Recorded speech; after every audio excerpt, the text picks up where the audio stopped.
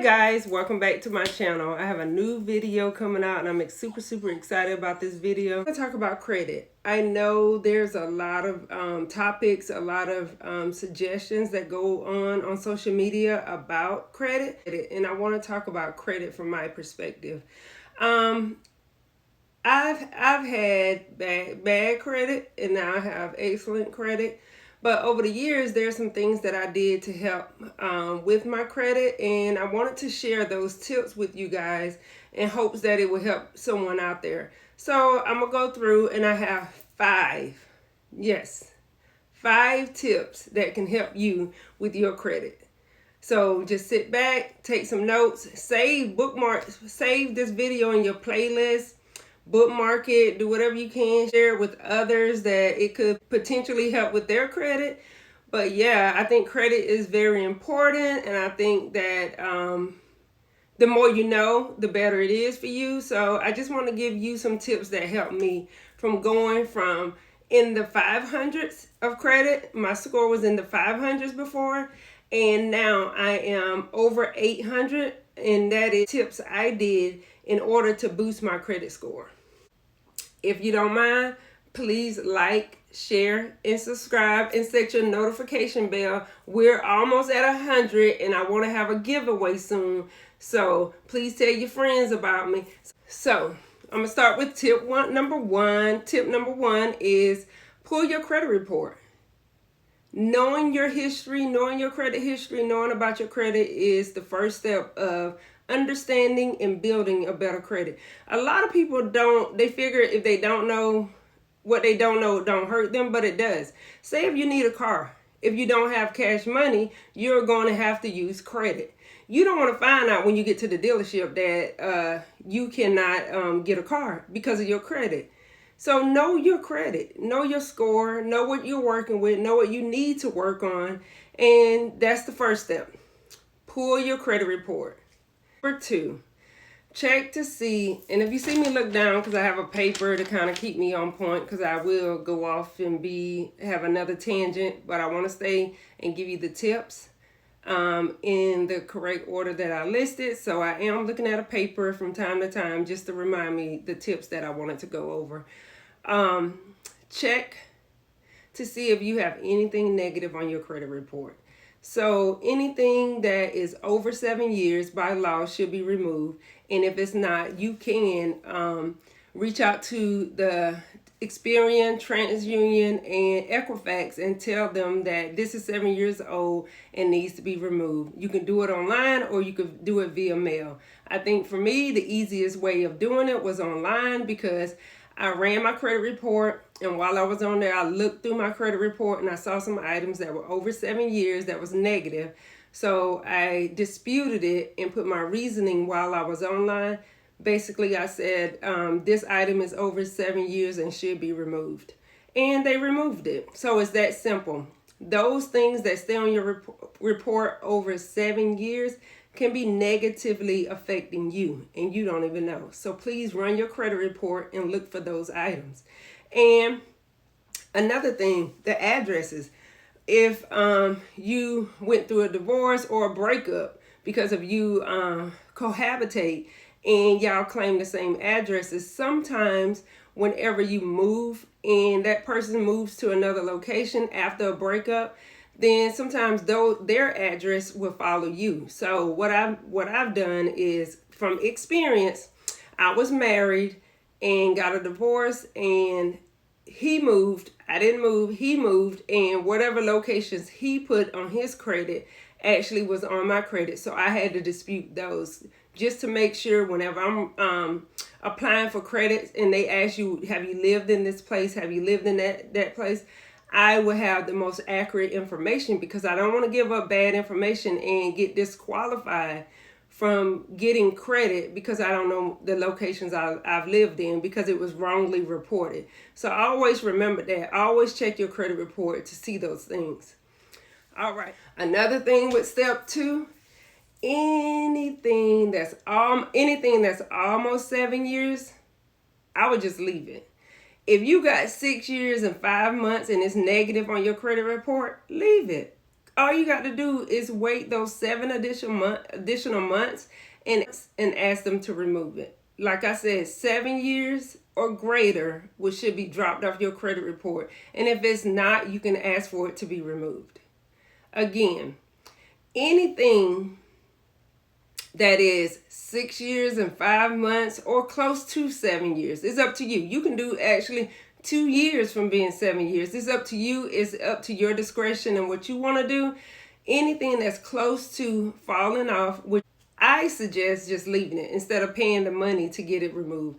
I suggest just leaving it and having it removed after the 7 years. So it's up to you. This is a personal preference, but for me, when I had things that were close to that 7 year mark, I just let it fall off. And if it didn't fall off after that 7 years, I ran my credit report, and if I saw it, I would dispute it and ask for it to be removed. And it did help my credit report significantly. So that's something to look out for. If you don't want to pay off the debt and you're almost at that 7 year mark, just let it fall off. It will save you money, and you can focus on these other credit cards or other bills that you have versus trying to focus on something that's about to fall off. Number 3 on the list. Anything delinquent can be negotiated. Have anything on your credit report that you're delinquent in, you can negotiate that. So normally I started off at like 20%. So if I owe $5,000, I would negotiate 20% of that first. I would just start off with that. But one thing you got to keep in mind, have your money ready. Because when you're negotiating, they're expecting payment then. Not sometimes you can negotiate payment options, but for me, when I was negotiating, I actually negotiate to pay it off while I was on the phone, and they would send the letter. Have your funds available. I suggest having whatever monies you want to negotiate to have it available. So if you have like $5,000 you owe this creditor, and you negotiate and say you want to pay 20%, that's $1,000 that you'll have to pay. And when I negotiated my balance, I either paid 30 or 40%, but I will always start at 20 or 10 just to start, because those creditors, they're selling your credit anyway, so they're making money by selling it to different entities to come after you for the money. So why not negotiate your own credit so that once this is resolved, once you've paid it, it's going to show up on your credit that it was negotiated and paid in full. So anything that is delinquent, just negotiate. Start off with 10 or 20%. Call the creditors and say, let them know that you would like to negotiate. There is a letter available online that you can send. Just Google negotiating delinquent accounts with creditors, and you should be able to find some letter to kind of mimic if you want to send them letters or you want to call and negotiate on the phone. I did mine via phone, and then whenever it was done, they actually sent me a letter stating that it was paid in full, negotiated and paid in full at the agreed amount, and it was reported on my credit the same. So I think that's a good thing to do, because you get that negative report off your credit report. It'll help in boosting my credit score. So that was a good thing to negotiate. So that's step number 3. Any delinquent accounts, just go ahead and negotiate so you can get them removed. Not removed, but updated. I'm just telling you ahead, just have some money put aside before you start negotiating, because they will be expecting payment. So have some money set aside whenever you start your negotiation. Now, number 4, which is kind of in line with number 3, if you are current on any accounts, the creditors will not negotiate. You cannot negotiate if you're current. So I had to make a decision, because my credit was already bad, to just stop paying some of, I'm not going to say all, some of the creditors so I could negotiate. And I did that. I think I did it with 2 credit cards. I stopped paying so I could negotiate. And I was able to negotiate those and pay them off in full as well. So if you are current and you want to negotiate those credit cards, you have to stop paying. And I think, well, if I recall correctly, I stopped paying for about 2 months. I stopped paying the credit cards for about 2 months, called them up and asked for a negotiation. and I was able to negotiate those off. Negotiate current credit cards. You're not going to be able to negotiate with creditors because that's not something they do. If you're current, they're going to want you to continue to pay. So you have to be delinquent before they will negotiate with you. That will affect your credit negatively because you stopped for 1 to 2 months, but in the end, you'll have it paid off and it'll be reported as paid in full as negotiated. So it will cause your credit to come back up eventually. But I'm just saying that is one of the tips that I've given you that I know will affect you negatively. However, you'll have the account paid in full as negotiated in the end. So your credit report, your credit will go up. Your credit numbers will go back up.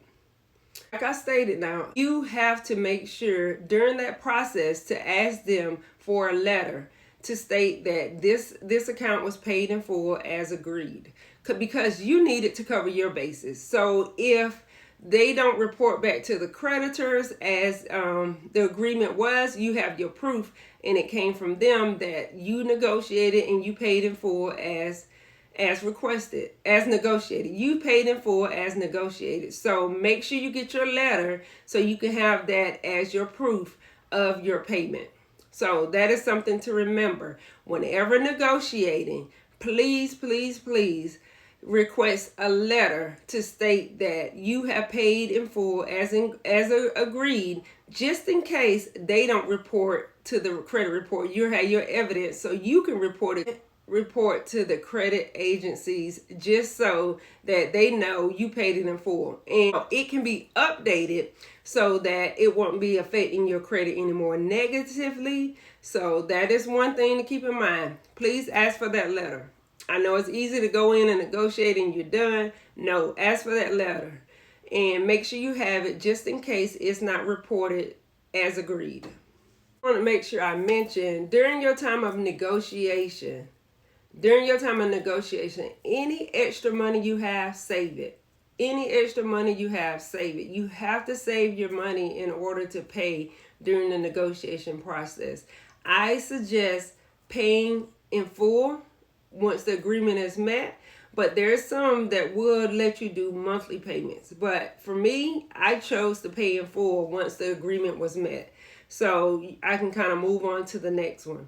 My final 5th step is once all of your stuff is paid and your credit is repaired and you waiting on your numbers to go up, get a credit card or use one of the credit cards that you previously had and use it to pay your utility bills, your electricity, water, your Netflix, Hulu, list any of those reoccurring bills, and you're going to pay them anyway, and you're going to pay them off. So you're going to pay them anyway, so why not pay those credit cards monthly? That will boost your credit score substantially because they see that you know how to utilize your cards, you're charging, but you're paying off monthly. That boosts your credit score as well. So that is the 5th step of how I got my credit score up. Was I started using my credit wisely. Instead of just use frivolous things, I started using it wisely. So what I did was start putting my utility bills, i.e. electricity, my water, Netflix, Hulu, I put those, my cell phone, I put those items on my my credit card. So every month I'm gonna pay them anyway because those are things that I use monthly, and I pay it off monthly, and that has boosted my credit score substantially. So those are my 5 tips. I hope you find them helpful, and I hope you really appreciate this video. And please like, share, subscribe, and send to your friends. Maybe it could be helpful and beneficial to others, because I really think credit is something that we don't really talk about as much as we should, but I think these tips will help you get started.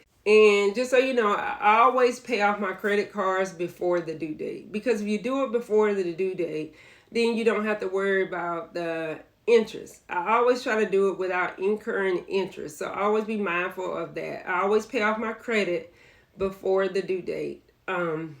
But these are the 5 tips that help me boost my credit. And I have some bonus items if you just sit back and watch for the bonus footage.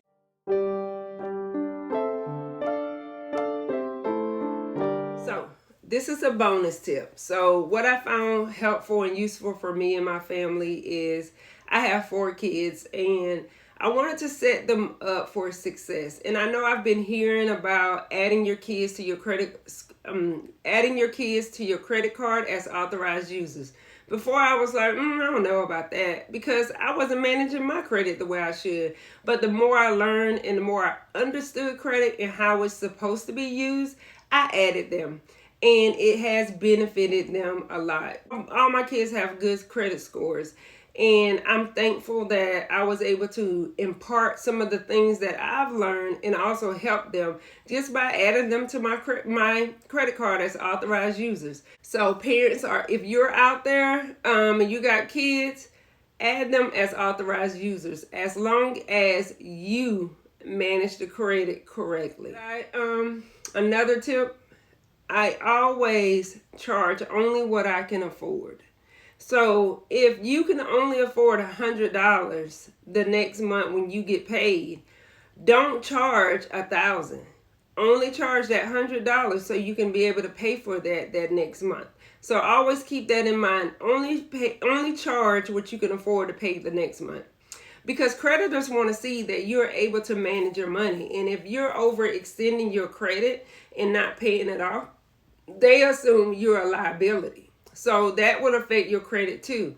Because in the past, I've had a credit card, and it was a Sam's credit card, which I don't know. I think it's with Citibank. It was a Sam's credit card, and I think it was Citibank. So I had maybe $1,500 charged to that card, and the credit limit was maybe $3,000 to $5,000, but I had $1,500 charged to that card. This is just an example, hypothetical. I don't remember the numbers, but and then all of a sudden they reduced my credit limit to $500. But that affected my credit really negatively because it made it seem like I didn't know how to manage my credit, when in actuality, the creditor went in and reduced my limit. So I immediately paid that off and closed the account. Because to me, if you're willing to affect my credit like that, I don't need to do business with you. So that's what I did. I paid it off and closed it out. So be mindful of that. Check your credit for that too, because creditors will go in and reduce the limit to make it seem like you don't know how to manage your money. So please watch out for that too, guys. I hope y'all have found this video helpful. I have really enjoyed making the video, and I hope you find it helpful. And if you have any other video ideas, please put them down below. Please comment and let me know any video ideas you would like to see. These were really, really helpful to me, and I hope you find them just as helpful to you. And I just wanted to remind y'all, I'm a single mother of 4, and I was able to do all these tips. So if I can, you can too. We just have to set aside and make time and do what we can for ourselves. And once again, thank you for watching. Thank you for your continued support. Please share, subscribe, like, and comment below any video ideas you may have. And I appreciate the support, and see you guys in the next video.